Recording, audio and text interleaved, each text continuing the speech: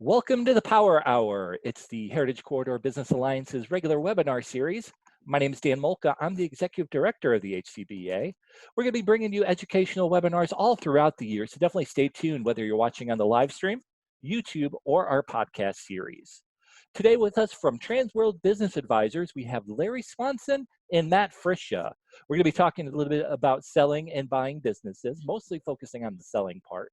Let's start off by introducing Larry. Larry, tell us a little bit about yourself. Well, thanks, Dan. I appreciate the opportunity to talk to people here. And um, so I've been a Transworld business broker for the last 5.5 years. Before that, I was in the corporate world, working downtown with a very large real estate investment company, and was involved in billions of dollars of financial transactions of buying and selling shopping centers and residential and office buildings. So a lot of transition experience, and have kind of got out of the corporate world and am now doing this with Transworld, and it's pretty much the same thing, but I'm helping smaller businesses, Main Street businesses, with this transition process, or buyers trying to find new opportunities. And Matt, why don't you tell us a little bit about yourself? Yeah, so I'm with the Transworld LaGrange office. We're a newer office. My background and how I got into this is Larry sold my business. So that's actually a great entree into like how this happened. I worked in corporate America for 15 years on the advertising side. My last stop was ESPN before I left, and then I owned a home care franchise. Got into that through a franchise consultant. Did that for 5 years. Really enjoyed helping people. I'm a native of Lamont, but through that process, I enjoyed running a business. I checked the box that I could run a business, learned a lot about franchises, got an SBA loan to get a third territory within my business, and then realized that's a really hard business to run, even though I grew it significantly in a short period of time. And basically found Larry, and he was able to successfully help sell my business. And I was all in. I said, listen, if you can sell my business, I'm all about helping other people do what you helped me do. And yeah, we've had success over the past year, and have been helping everybody either buy a business, sell a business, and everything else that we'll tell you about what business brokers do. That's a great story. And Matt, you got to learn all about Transworld right from Larry, the expert himself. And now you're doing kind of the similar thing. So Larry, tell us a little bit about Transworld Business Advisors and what your business does. So Transworld Business Advisors is a business brokerage firm. We help all phases of the business transition. We're the biggest brokerage firm in the world. We're in 20 plus countries in every state, and I think there's over 220 offices, 900 or so agents. We have over $4 billion worth of property that's been listed through our company. So very experienced, a lot of expertise, and really, an effective company on helping people either transition out or coming into a new opportunity. And Matt, tell us a little bit about business brokerage firms, business brokers, and what they do. Yeah, so there's I'd say the 4 or 5 main things that we do is we certainly help people sell their business. That's a lot of what we do. And we focus a little bit on Main Street USA businesses, and businesses 2 million and under. There's no limit to the size of your business that we can help you with, but that's kind of our focus. So anything from the dry cleaner down the street to the pizza place to the multi-million-dollar manufacturer, we work with a lot of those. People also looking to buy a business. People have different buying parameters, and we can kind of talk about that a little bit. But like you said, that there's a lot of time even just to focus on the selling information. If you need a business valuation, maybe you don't really know what you want to do with your business, want to know what it's worth. We do provide those. If you're looking to franchise your business, maybe you have a really unique opportunity and you want to find a way of making an income stream across the country, we can help you with that. And then the final is similar to me.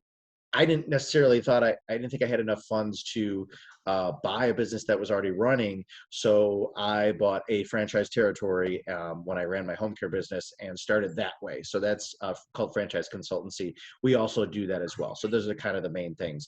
Transworld's a little bit different in that way, where some business brokers focus just on business brokerage, the buying and selling. We're a tad different. So we have we do kind of all those things. But Larry's going to walk you through, and we'll kind of go back and forth with each other, specifically about the process of selling a business. And Larry, maybe why don't you take it away and we can kind of go from there. Okay, I'm gonna bring up a little slide here that we can kind of work off of. Can everybody see that okay? Yep. Okay, so just to generally start the selling process, first an owner has to, decide that they want to investigate, what's the next step for me? What's my exit strategy? And that's typically something that they should be thinking about in the last 4 or 5 years of their ownership. So, I mean, there's a lot involved with selling a business, more than just setting a price or trying to find the right person to do it. But, we're going to kind of go through the steps here.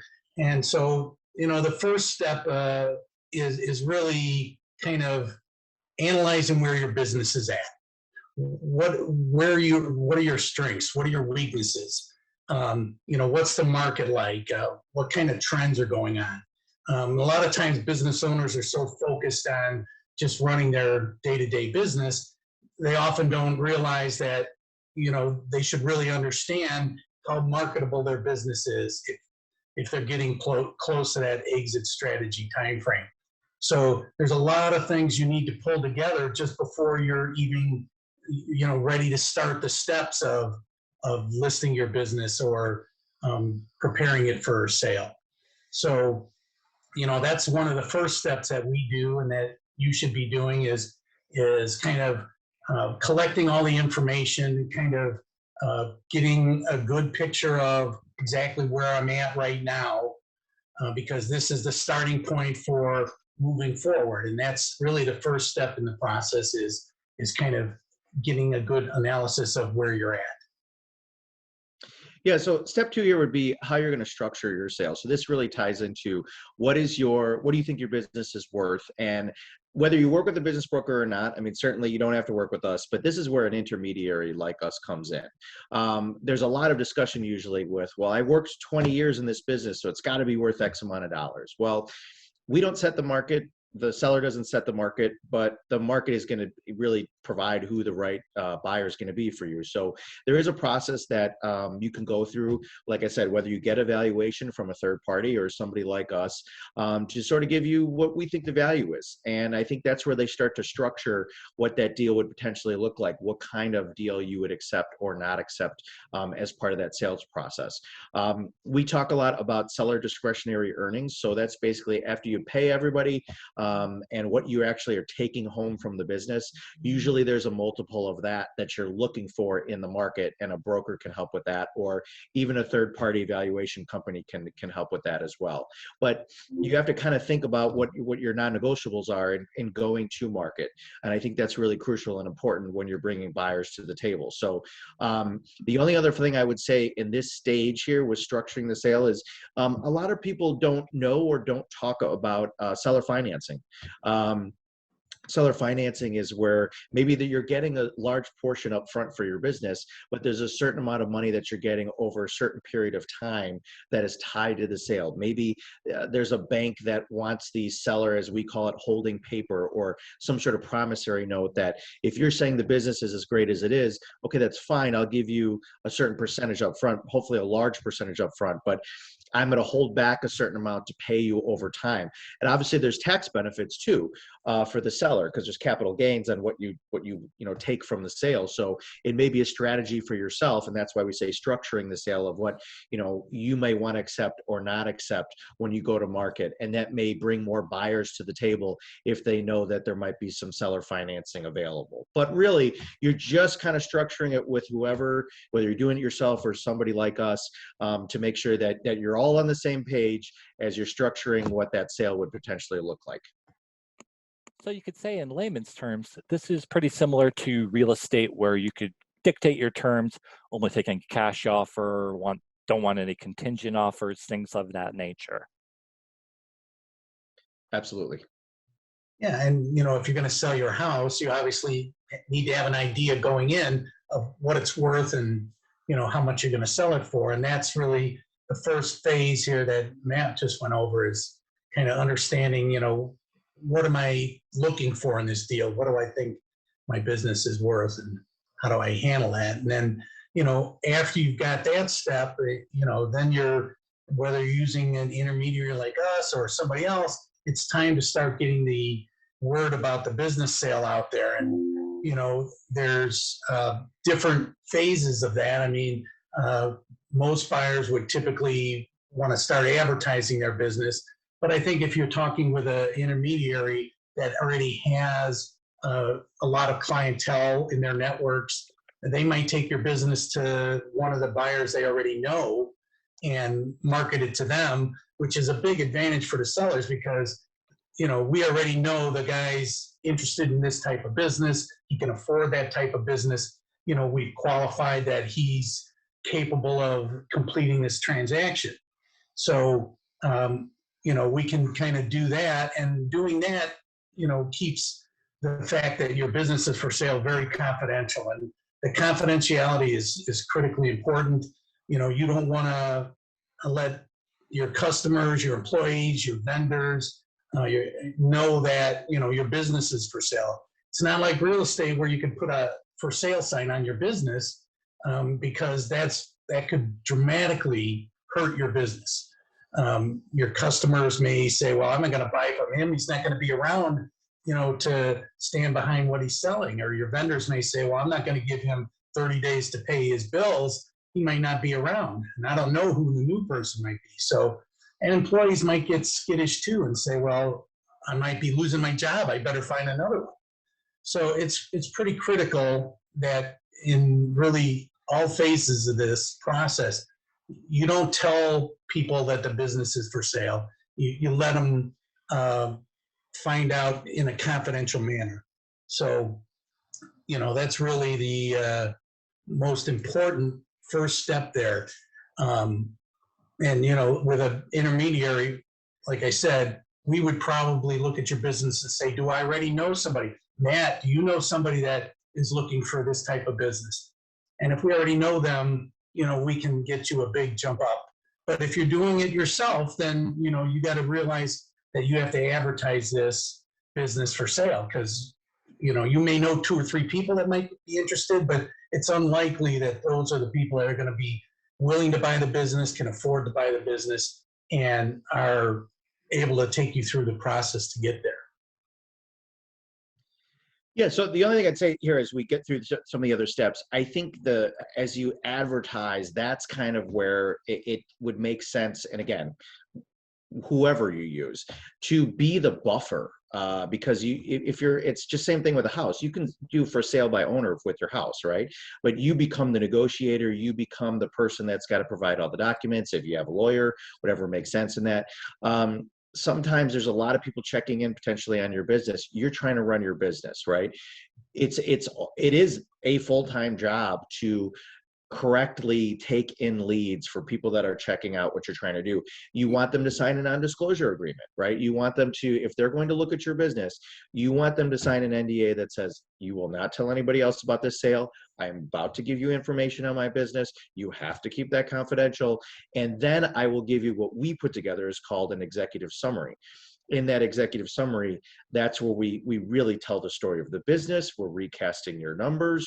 We're making sure that is a nice, tight document. And Larry and I have both seen other people that try to do business brokerage and are maybe doing the company a disservice because they're not providing enough adequate details where it looks like, boy, I am really serious about selling my business and there's a lot of things to consider with that. So I would, really interview people, see what they have, ask to see their materials and how they're going to present your business. I think that's really, really important. For instance, there was this is a great example here too, is there was somebody that was focused on selling my type of business, but wasn't located in Chicago. He had a lot of experience in selling home care businesses. I'm sure he could have done a good job as well, but I was very excited about Larry being local, right? He's local. He can meet with people. He can talk with people. He can, what they do is showings, just like a house is, you know, let's have a meeting after hours when the employees aren't around to talk about the details of the business. You want to have somebody that is in your corner, your cheerleader, but also your advisor. And truly, that's why the name advisor comes into play, is they're advising you on the sale of that business. So, and that's also when you put it out to market as well. You don't want to give them everything. You want to give them enough to kind of whet the appetite to say, okay, yes, this is interesting enough for me to talk about this. I'm going to check in with the business broker. The business broker is going to, you know, give me some information, and then the dialogue starts with that potential buyer. So I kind of did step 4 and 5 there, but the control of information is very important, because there's also, you know, there may be some specific competitors that you don't want to know that your business is for sale, right? So, but at the other hand, if somebody actually knows that business, well, that's probably a good candidate for them to buy your business as well. So there is a restricted flow of information that you have to be careful of. Right. And, you know, it's really important that you present only the information that the buyer needs until you get to the point to where an offer is made. And then, you know, then you start the whole due diligence process, which, you know, is the next major step. But, you know, ideally, when you're advertising, you're promoting your company, you know, in order to get the best deal possible, you want to have multiple people interested. You want to have 2 or 3 offers if possible.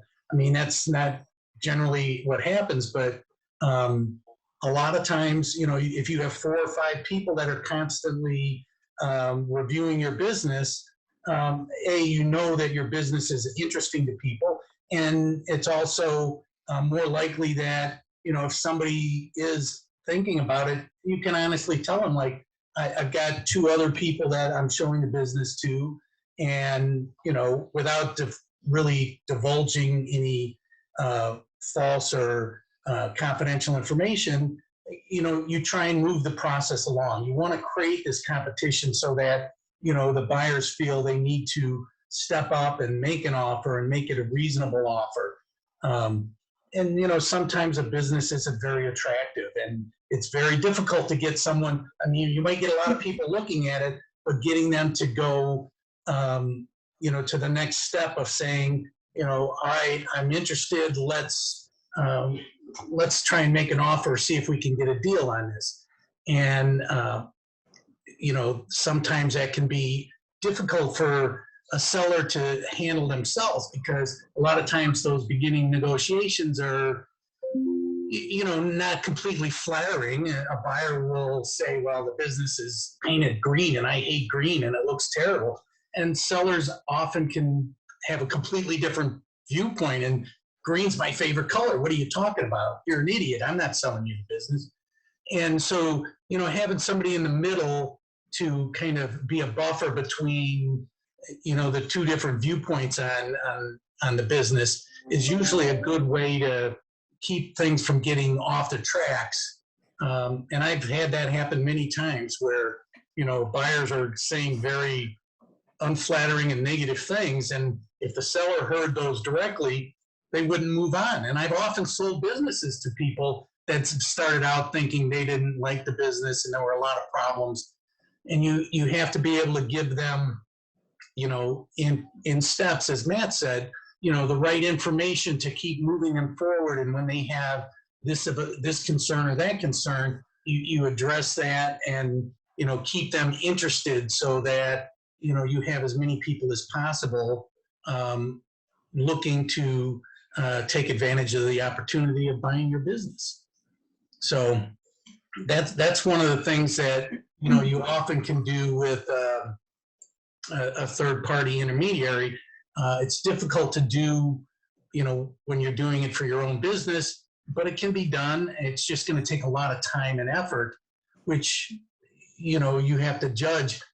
Can I afford to take an hour or 2 hours a day full-time out of my business for the next 6 months?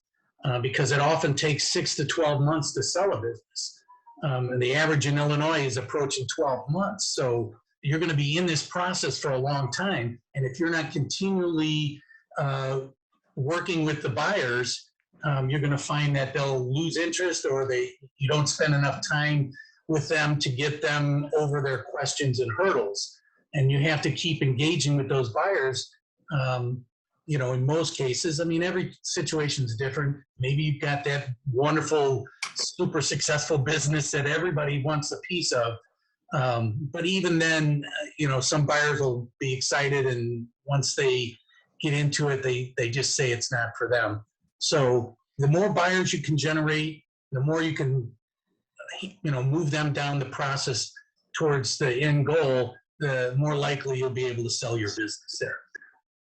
Yeah, the only thing I'd add there as well is the intermediary, the broker, really starts to earn a lot of their money when you get an offer, right? So a lot of it's, yeah, you're bringing buyers to the table, but there is a process. I didn't know about it either until I sold my own business. Is once you actually get an offer, there's a tremendous amount of things. A lot of T's have to be crossed, a lot of I's have to be dotted before you get to the finish line. There's documents with the state that have to be done correctly. There's, is it a letter of intent you're getting originally? Then you're going to an asset purchase agreement. Then you're going through all the steps in the due diligence that Larry was talking about.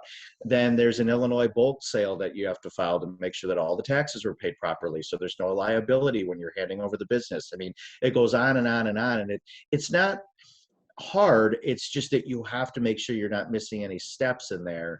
And it could be pretty daunting for somebody who thinks like, well, yeah, don't I just get the check and I walk away and, here's the keys and, make it all work. So I think that is a big part of this that people don't understand. Even something as simple as a transaction checklist, right? We're sharing this checklist together. Is everything moving along the way it's supposed to? The job of a broker is kind of to be the conductor, like making sure one side isn't too stagnant versus the other side, right? I mean, you could have a buyer just waiting, taking their time, and it's the broker's job to play the bad guy and say, what are we doing here? Are we buying this business or not? I mean, are you satisfied? We gave you a very specific amount of time to look at all the records in this business to make sure it's everything we said is appropriately shown there. Are we moving forward? What is happening? If not, time is everything. Time kills deals. I mean, it's really important in that regard. Second part of that is, and I should have mentioned this from the beginning, is 3 years of tax returns, 3 years of P&L, profit and loss sheets, are going to be really important. And some business owners are like, well, yeah, I kind of do my taxes this way to avoid liability. It's like, we're not the IRS, but we have to be able to prove what you're saying the business is providing to you. And there are specific businesses that are more of a challenge. I mean, some businesses are real cash businesses, right? Like, we understand that. We know that if there's cash that's moving forward, back and forth, maybe there's cash that's accounted for, maybe there's not. Maybe there's things that we got to, be aware of when you're selling the business. And some people that already know that business, that'll be less of an issue for them. But if it's somebody that's kind of newer, that's maybe doing this as a bolt-on to something else that they're doing, there's the weirdest, wackiest ways that people look at to evaluate businesses. I mean, we talk about the pizza places where, seeing people sit in the parking lot, making sure they know how many people are going in and out of that place. They're counting vendor orders for cheese. They're counting boxes to know how many boxes go out the door if they have any inclination of how much you would be making in a pizza place. Because it's hard to count all the cash. But Larry's got a great CPA background. He's very good at being able to drill it in to say, okay, listen, even if you don't have all that, what I need you to do for the next 2 or 3 months is to put a receipt for everything you're getting inside a box. You know what I mean? So I can see exactly what you're doing here. So I can quantifiably say what you're doing. And it can be challenging. I mean, people run businesses because there are great ways to structure tax liabilities that are involved in it. So you just have to be aware of some of that as well. And then I'm looking at step 7 here, which is really the competition is based on how you price your business and how it's featured out in the market. And it's for somebody to be able to take those offers in. But when you get the initial offer, it's, are we even in the ballpark, right? So some people say, I see a lot of people getting hung up on, well, how can I put in an offer? I don't know anything about this business. Well, I get it, but are we even in the ballpark to be having a conversation? Because if you're way down here and the business selling price is way up here, then let's not waste anybody's time. Maybe we shouldn't have a discussion to begin with, right?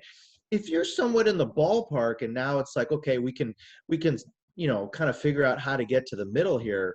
Well, that is the job of a broker, and that is the job of the seller and the buyer to understand, okay, maybe, how do we structure this to make it work for everybody that's involved in it? And I think that's really important as well, is that, people have different views on different things, but a letter of intent doesn't necessarily mean I'm buying the business. It means I want to know more. I want to buy the business, but I want to make sure it does everything that it says that it's doing before we move to the asset purchase agreement, which is kind of part of the stages here. Right. And, what I would say there is, to add to that is it's often there's a lot of things that both sides don't see eye to eye on, and having somebody in the middle can help bring that, not only the price, but maybe the timing and some of the things that are included and not included. If you have somebody that can kind of bridge that difference and bring it to a central meeting point, you'll have much more success in getting to, the next step of really working on the actual sale of the business. And this is another big effort for a seller and a buyer, and having an intermediary help control this flow and process with a transaction management worksheet, as Matt was saying, is really critical to get this to the finish line. Because, at this stage, the buyer's usually working also with his banker, because most businesses don't get paid for in cash unless it's a really small business. Because even if a guy has the money, why would he invest all his cash into it when he can get a loan and invest a much lower amount? He might pay some interest, but he'll have a lot more liquidity. So most business sales have some kind of financing, whether it's a seller or a banker. And obviously, if you're using a bank, then the amount of paperwork that's required from both parties is staggering. And a lot of times the sellers don't realize, well, what do you mean I got to give them my actual tax returns? What do you mean I have to sign a form that lets them go to the IRS and get my tax information, which you do if you're using an SBA loan? You've got to give them 3-4 years of P&Ls. They want to see general journals. They want to see operation manuals. They want to see customer lists. Which is something that you got to be careful with. If in due diligence, I won't generally give a list of the customers to the buyers. I mean, I'll get a list, but instead of, customers Joe, Sam, Bill, I'll say customer 1, 2, 3 with their actual sales for the last year, 2 years, so they can see what the customer breakdown is. Because a lot of times this is a competitor or somebody in the field, and you give them all your customer names, and they can figure out, okay, these are people I can just go steal from them and not move forward. Now, I'm not saying that happens all the time, but it could happen, and you want to protect yourself. And an intermediary will help you do that. And they'll help you deal with all the constant requests for more information, which you get. And hopefully walk you through that, these things are normal or not normal. I mean, I have a deal going on right now where the lender wanted the tax returns. He got those. He wanted the IRS letter. I had to really convince my seller that they need to get the tax returns verified from the IRS. So you have to sign this. And also they need his social security number because there's a third-party company the SBA uses to get that information from the IRS, and they do it based on a social security number. So, my seller doesn't want to provide that, and things have kind of hit a stop. So I've got to figure out a way to get this information to the right people so the lending process can move forward. If you just have the buyer's bank call up the seller and say, I need your social security number, a lot of times that'll just kill a deal right there. So, preparing yourself for all the information you're going to have to put together, preparing it in the right fashion. A lot of times you need to modify it, like I said, with the customer lists. That's all part of the due diligence process. And it's very, very time consuming. It's very detail oriented, getting all the bank statements for the last 3 years. Well, you got to collect all those bank statements. You got to put them together and you got to give them to the buyers or the buyer's attorney, or, you're working with attorneys and accountants at this stage a lot. So this is where, if you're not prepared for it, you might be overwhelmed with the amount of effort that is involved, and where a third-party intermediary could really, really help you, because they'll take the brunt of all that work off you. I mean, you'll still have to do a lot. You'll still have to get the documents. You still have to fill out forms, but having somebody help manage that process is really critical. But everybody should understand, if you're selling your business, you're going to get a third-degree review by this buyer and his lawyers and his bankers, and they're going to try and look under every rock and leaf and know as much as they can about your business. So, that's kind of something that everybody should be prepared for. And I like to make sure that, I go through that with the sellers before we even start. You go through these steps and say, when we get to the due diligence process, basically you're going to have to lift up the covers and let them look underneath and see everything that's there. And, it's best that we clean that up and we review it, and, you're as prepared as possible, because you don't want to hand them a document and then they say, well, what is this? It looks like you're, doing something illegal here or something. And then you have to go through all the process for that.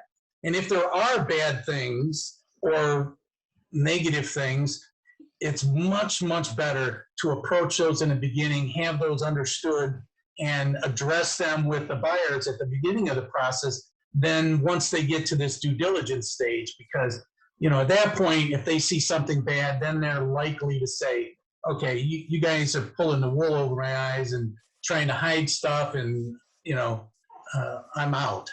And that's happened to me before. And it's something that you really try and avoid. And the best way to avoid that is be upfront and honest with your buyer if you're handling it yourself, or with your intermediary if you have somebody helping you with the process.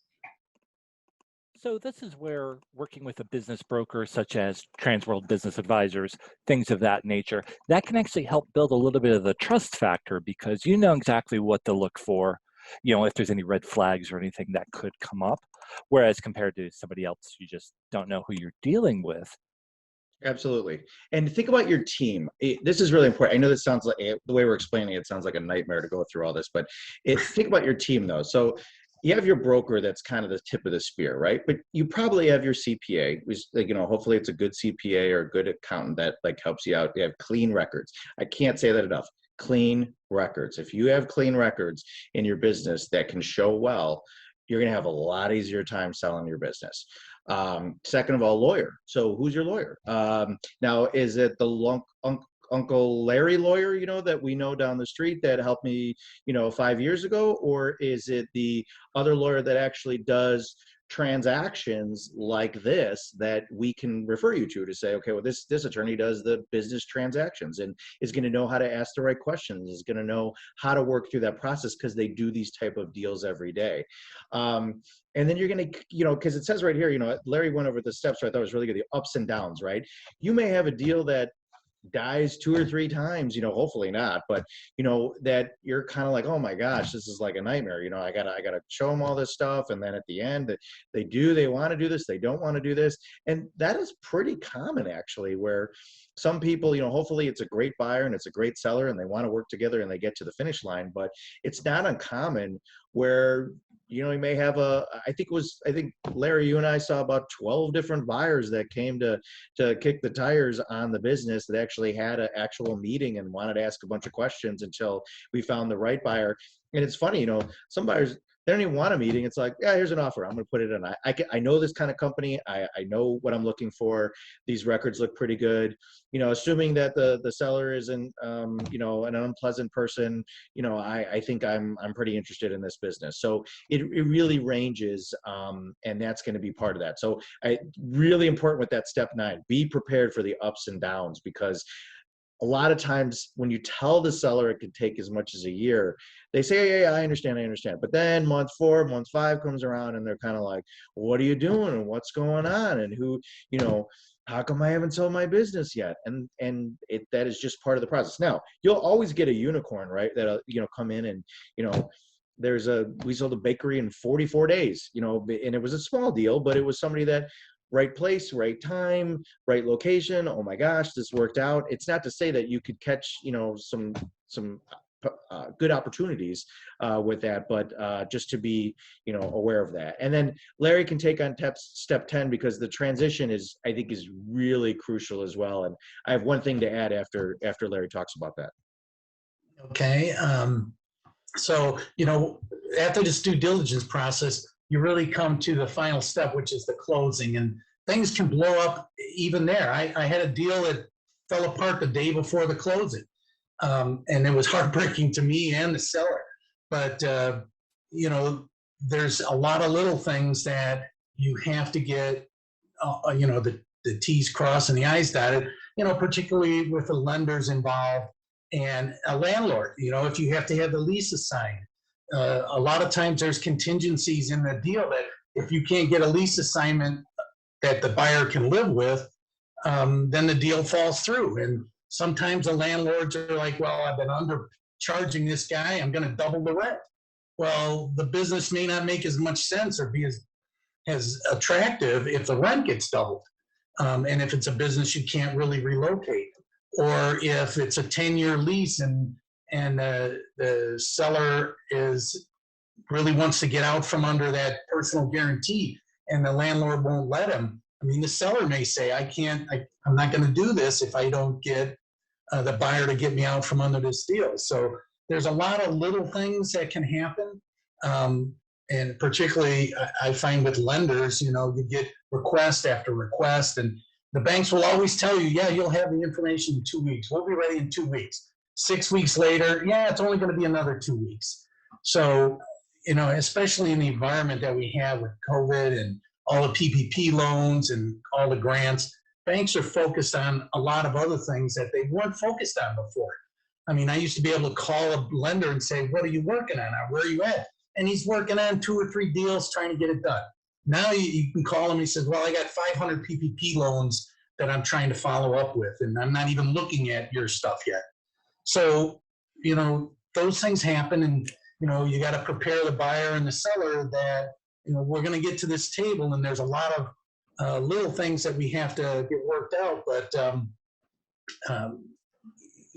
having somebody, as Matt said, the tip of the spear to keep prodding and poking people so that they get up to the table and complete the transaction is a pretty important process in this. Yeah, the only final thing I'd add is once you're in the new business that you bought, and this is more of a buyer thing, but I'd be remiss if I didn't at least mention it, is don't make a bunch of changes real quick. Like, figure out what's going on in that business, how that business works with the employees, how the functionality works, meet the vendors. I mean, everything's based on trust, right? It's based on relationships in business. So I think I've seen some people that have taken over some businesses and they want to I could fix this thing exactly. So that's probably the case. Maybe you do have some good knowledge on how you want to move that business forward, but just take a minute to see how the business functions with you there. Maybe there's some key employees that you're really going to need some information from them. Or maybe when you take over the business, or you have some sort of buyer seller agreement where not every business has employees, not every business is tied to that, but the businesses that do have employees, just think about what an employee feels when, gosh, there's a new owner in there now, and what is that going to look like for me? And how is that going to be for the next 3 or 5, 6 months or a year, or whatever's tied into that. So sometimes maybe there would actually be a some sort of agreement that maybe there's a bonus, that, hey, listen, I really want you to give this new guy the fair shake here. Maybe there's some sort of incentive for that, so that you can at least see how the business goes. And then sure, month 6, month 7, it's like, okay, now I got a feel for what's happening here. We can make a tweak here. We can make a tweak here. We could do this. We could do that. Unless you already, I mean, gosh, if you already know the business and this is just, boy, I really just wanted their customer list or their client list, and I can rock this business anyway because I already know what I'm doing. It's a little bit of a different story. But I've just seen a lot, the way you run your business is probably wildly different than how somebody else runs their business. And that's the only thing I would say, is just to be really careful for that successful transition. And then you as the seller, if you're selling your business, will I give them a month? Will I give them 6 months? Or am I on, like, those details are really what you're talking about with your broker, or even if you're doing for sale by owner, like yourself. Okay, I'm willing to give this person a good solid 30 days to understand the business. And that's part of that closing that Larry's talking about. Like, all that is part of, is it just I'm giving you the keys and good luck, or is it like, okay, no, there's a real good transition that has to happen there. So that piece is so crucial for success for the next person, I think, in any business whatsoever. It's just crucial to talk about that and have a true understanding of how that transition is going to look.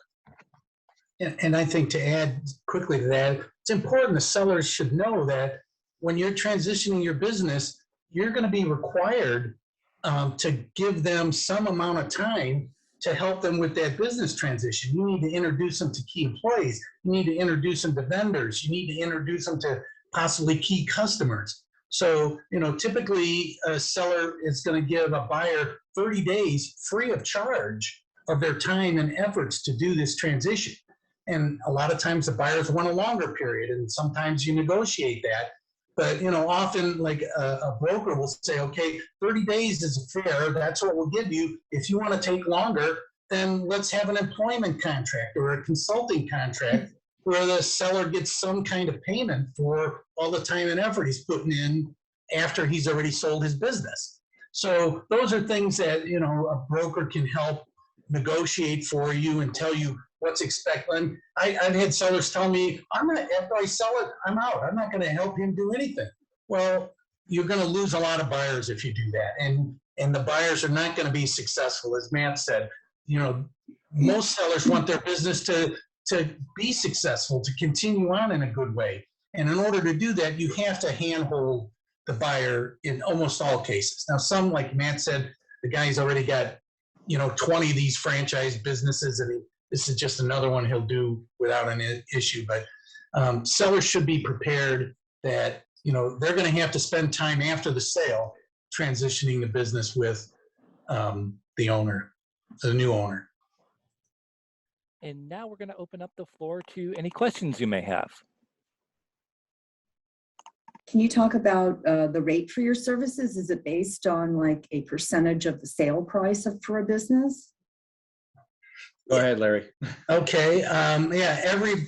Typically in business brokerage, it's like real estate. It's a percentage of the sales. And it varies from brokerage to brokerage, as well as the service and the quality of service. So, and I think that's probably more important in a business sale than a real estate sale, because there's a lot more factors involved. A licensing could be involved, liquor laws, other oversight things. So typically business brokerages fees are a lot more than real estate fees, which are, between 5 and 6%.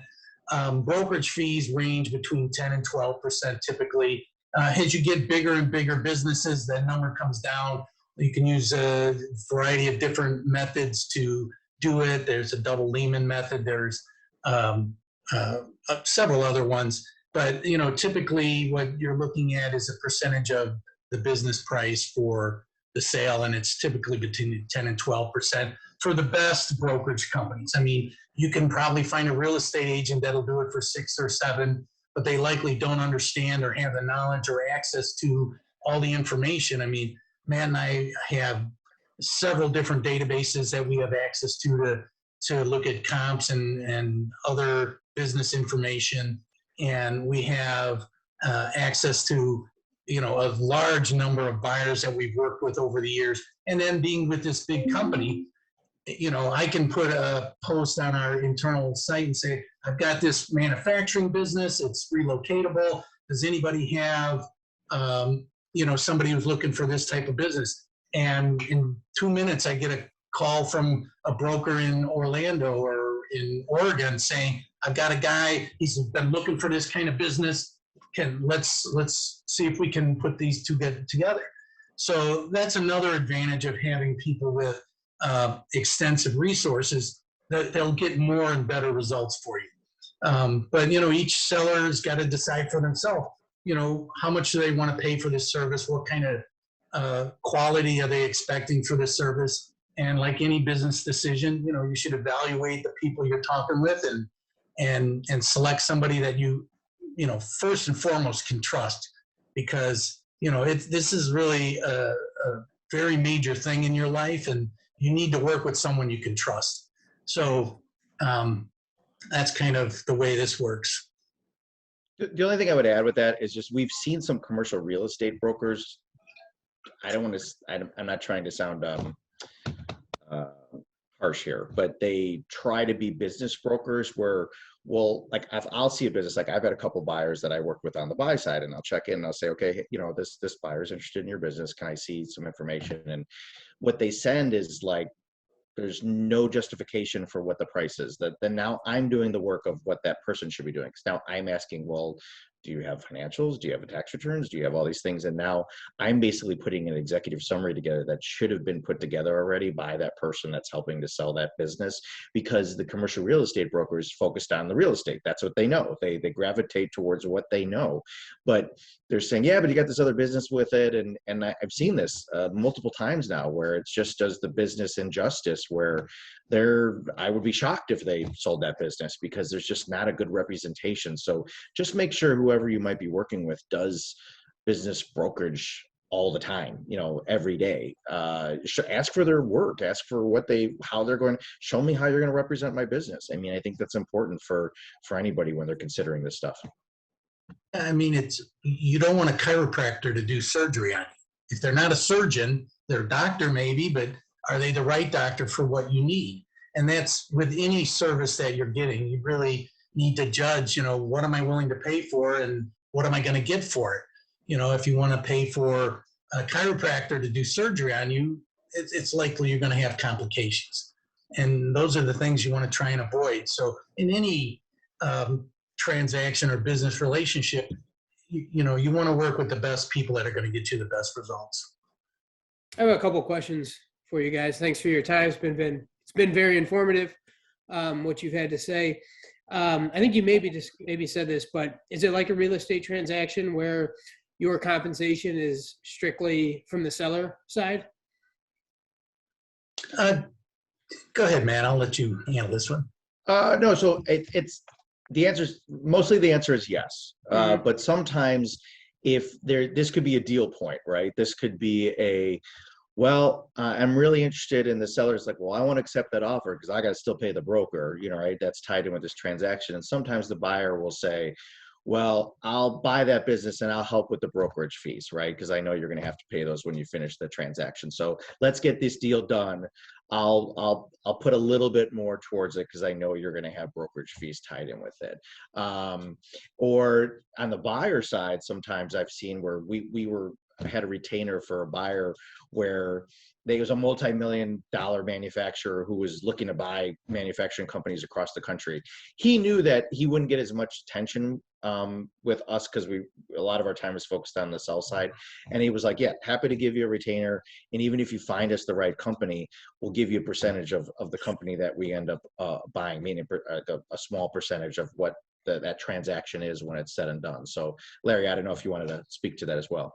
Yeah, well, I would say one key thing you should ask any broker that you have is, do you co-broke? Because a lot of times the buyers will have a broker and, they'll call us and say, well, I've got somebody that's interested, but I want to know, are you willing to co-broke with me? And a lot of brokerage firms, a lot of brokers won't do it. They'll tell you they will, but they won't do it.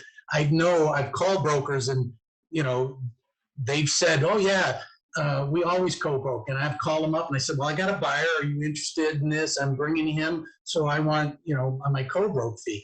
And they'll say, no, forget it. I don't care if I sell the business now. I'm not going to split this and I'll just wait until I find somebody that doesn't have a broker. And it's a real disservice to the seller.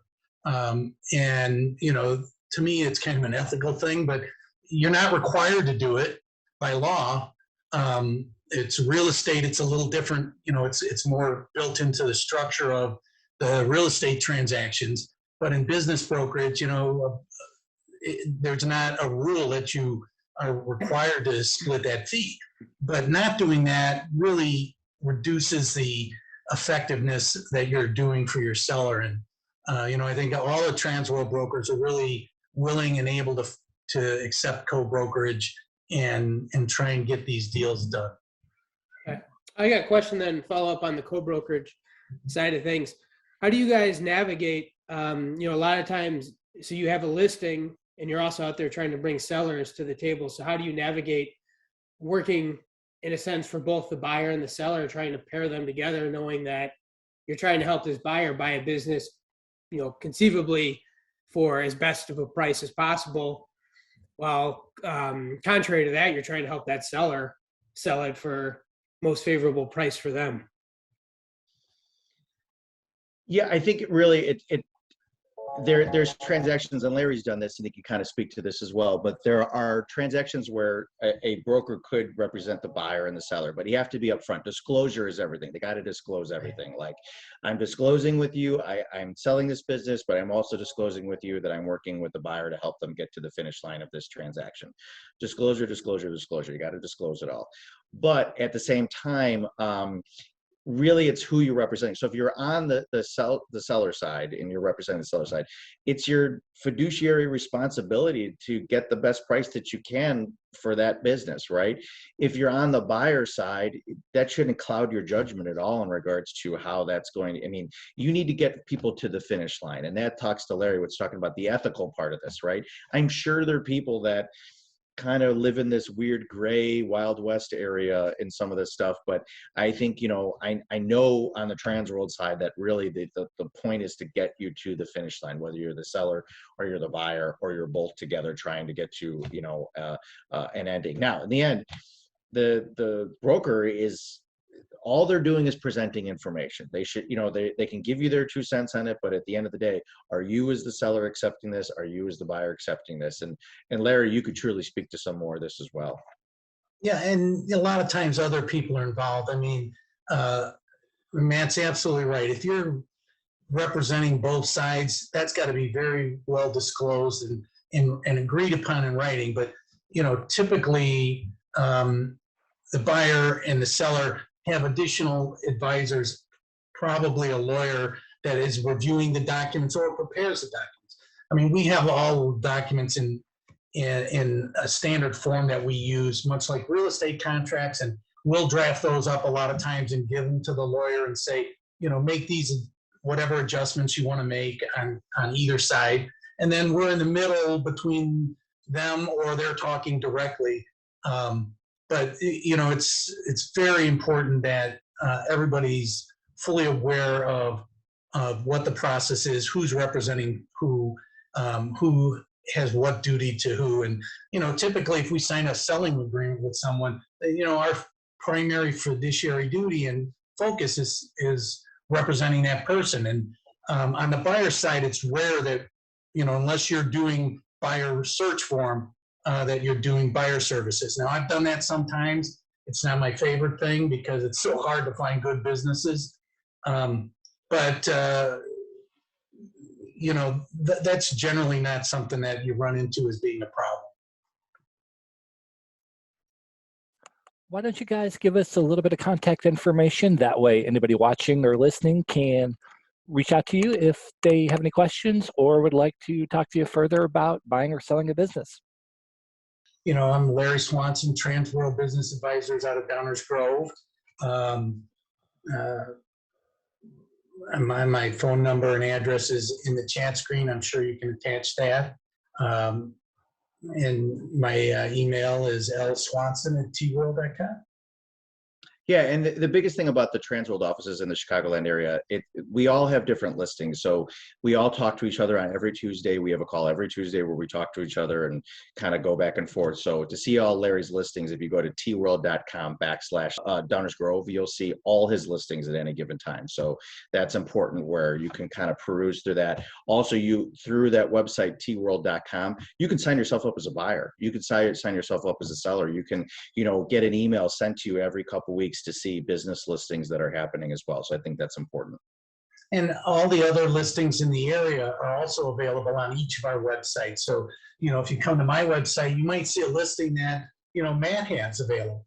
And, be able to get that through there. So, that's a nice thing about Transworld. We do work together very well. We're all on the same team. The goal is to get our clients the best possible results. When that happens, when you get a good deal for the buyer and a good deal for the seller, it's a satisfying transaction for us. And that's what we're trying to do. And thank you, Larry. Thank you, Matt, for being the guests on our first ever webinar. So we hope to bring you more webinars all throughout the year. Stay tuned to myhcba.com/webinars, where you can always stay up to date. And we'll have links where you can download the podcast or view past webinars on YouTube as well. Once again, my name is Dan Mulka. I'm the Executive Director of the Heritage Corridor Business Alliance.